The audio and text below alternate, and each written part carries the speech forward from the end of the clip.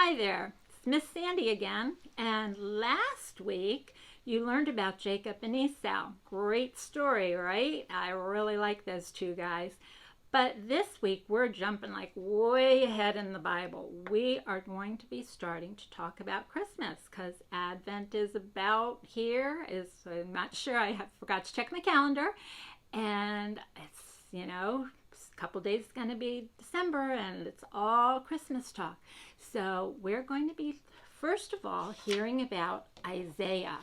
Okay, and here's a really cool coloring page about Isaiah. And this was actually drawn by a little girl. So maybe someday you want to draw a picture and it can get posted, all right? But there's a lot to think about with Christmas, right? A whole lot more to think about than Christmas presents and what should I buy and decorating the Christmas tree. You have to remember that Christmas is about Jesus's birth and all the good things that Jesus did for us.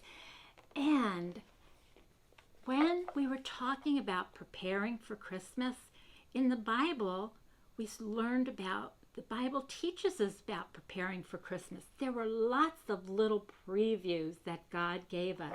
The first preview that God gave us was in the Old Testament. And remember, stories in the Old Testament are about before Jesus was born. And the New Testament is stories about after Jesus was born and all the way the church grew after Jesus went back to heaven.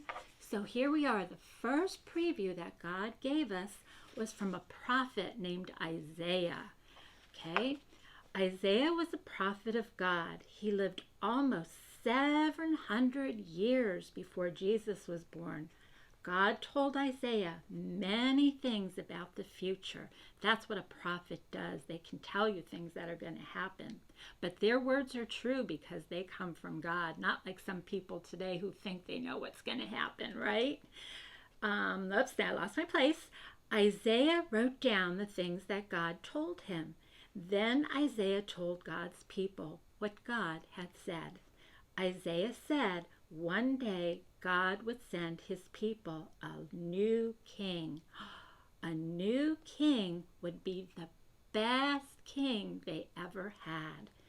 He would be a relative of King David. Remember David, that shepherd king?